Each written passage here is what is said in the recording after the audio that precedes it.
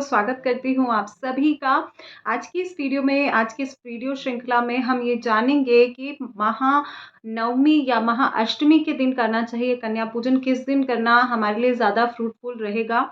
जो लोग पहला और लास्ट का व्रत करते हैं, क्या उनके लिए भी कन्या पूजन ज़रूरी है? कन्या पूजन कर सकते हैं या नहीं कर सकते? जो लोग व्रत नहीं रहते, क्या उनको कन्या पूजन करना चाहिए? साथ ही साथ कन्या पूजन से संबंधित बहुत सारे प्रश्न, जैसे कि अगर हमें कन्याएँ ना मिले तो हमें किनको कैसे अगर हमारे मन में इच्छा है हमें कन्या भोजन कराना है तो हम कैसे कराएँ?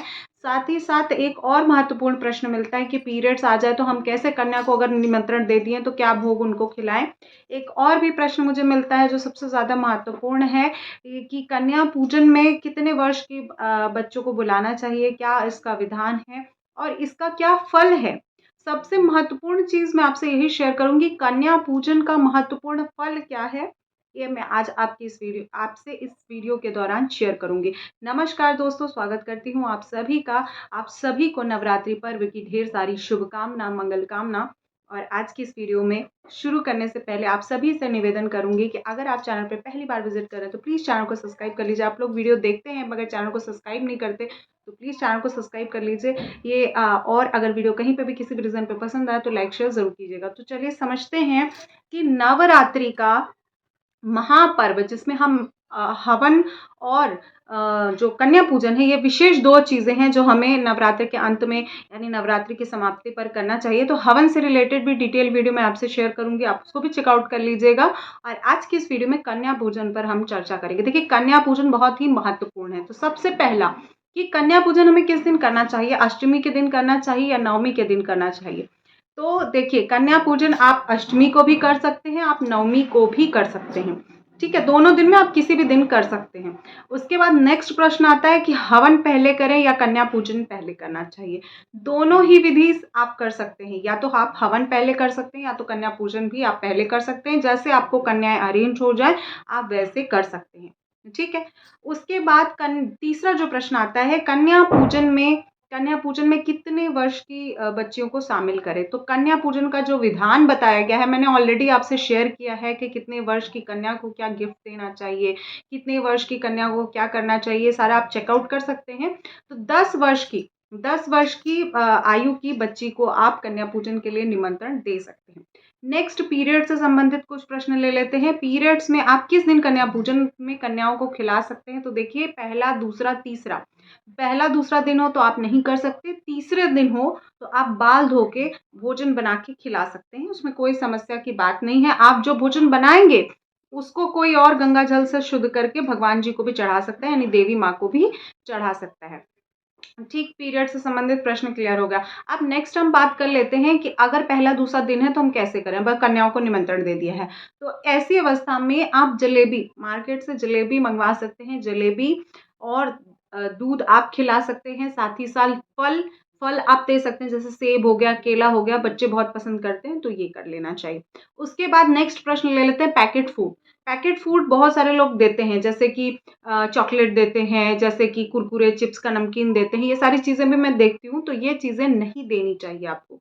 ठीक है। नारियल अपने भोग में अवश्य रखिएगा। जब आप कन्या पूजन के लिए कन्याओं को बुलाते हैं तो नारियल अवश्य रखना चाहिए। नारियल का बहुत ही विशेष महात्मा बताया गया है। ठीक है। तो ये सारे आपके प्रश्न हो गए। अब मान लेते हैं कि जैसे अगर आपको नवमी को, अगर हम लोग तो नवमी को ही कन्या पूजन करते हैं, तो नवमी को अगर आप करना चाहें तो मुहूर्त क्या है? तो मुहूर्त नोट कर लीजिएगा। देखिए, नवमी तिथि जो है 11 अक्टूबर दिन, गुरुवार के दिन 12:07 से लग रहा है। यानी जो सुबह का काल है, यानी जो सुबह का समय रहेगा, उदया तिथि में अष्टमी तिथि ही रहेगी 11 अक्टूबर को। तो 11 अक्टूबर को उदया तिथि रहेगी। ऐसी अवस्था में आप 11 अक्टूबर को जो लोग अष्टमी को खिलाना चाहते हैं वो लोग अष्टमी का भोजन भी करा सकते हैं सुबह के समय। ठीक है, क्योंकि 12 बजे के बाद से नवमी तिथि लग रही है, तो 12 बजे के बाद यानी आप संध्या काल में आप बच्चों को बुला लीजिएगा और उनको भरपेट खाना खिला दीजिएगा ताकि वो घर जाके ना खाएं। तो शाम को भी आप प्रदोष काल में खिला सकती हैं, या फिर जो संध्या का भोजन होता है उसमें भी आप बच्चियों को बुला के खिला सकते हैं। वैसे यूजुअली जो कन्या पूजन किया जाता है वो सुबह में ही किया जाता है। तो देखिए, 12 तारीख को जो विजयादशमी का जिस दिन पर्व मनाया जाएगा उस दिन भी नवमी तिथि रहेगी। इस बार अष्टमी, नवमी और नवमी दसवीं दोनों साथ में पड़े हैं, ठीक है। तो अगर आप चाहें तो 12 अक्टूबर को दिन शुक्रवार के दिन भी 10:50, 10:49 तक ये नवमी तिथि रहेगी, तो सुबह में भी आप भोजन करा सकते हैं और उसके बाद आप पारण कर लीजिएगा, ठीक है।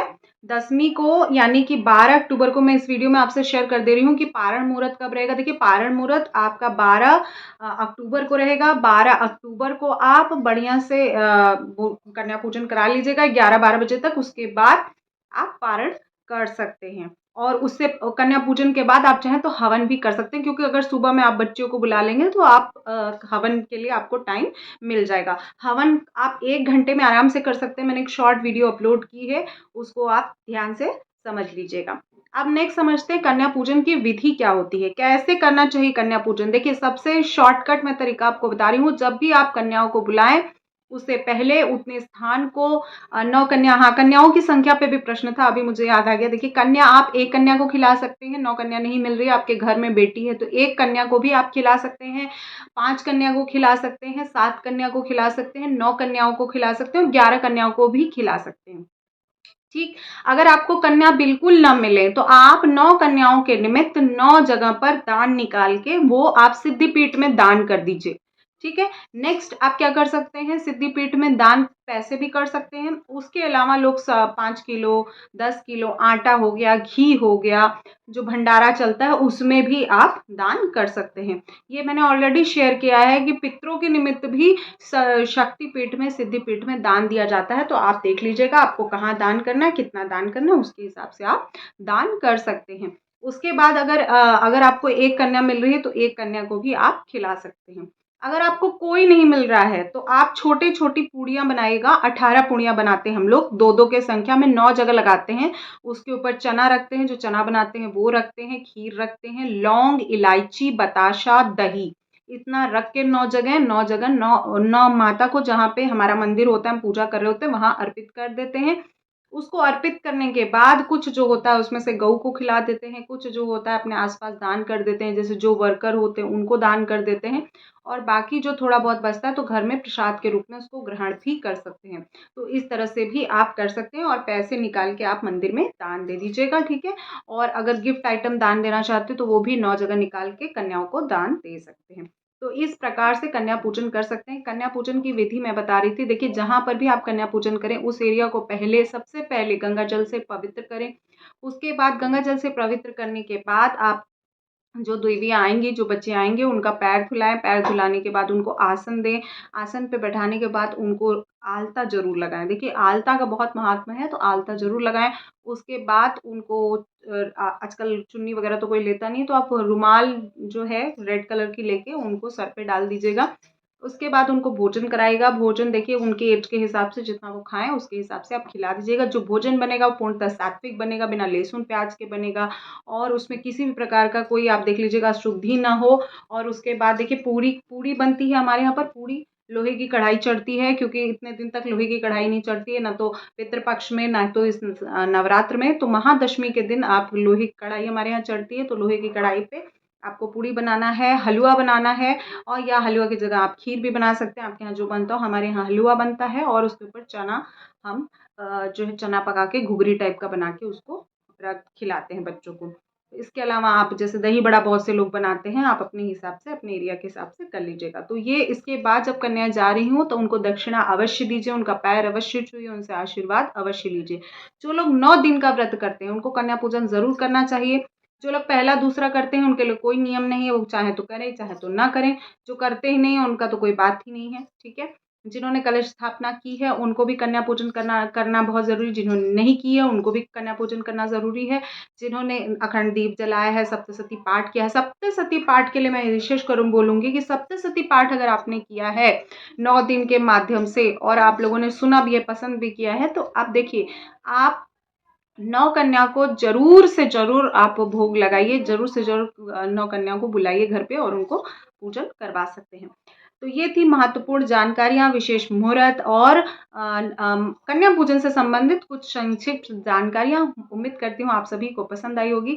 अगर वीडियो कहीं पे भी किसी भी रीज़न पे अच्छी लगी तो लाइक शेयर ज़रूर कीजिएगा। आप सभी को नवरात्रि पर्व की ढेर सारी शुभकामनाएँ। माता रानी आपके जीवन में शुभता प्रदान करती रहें। ऐसे मंगल कामना के साथ मिलती हूँ नेक्स्ट वीडियो में, तब तक के लिए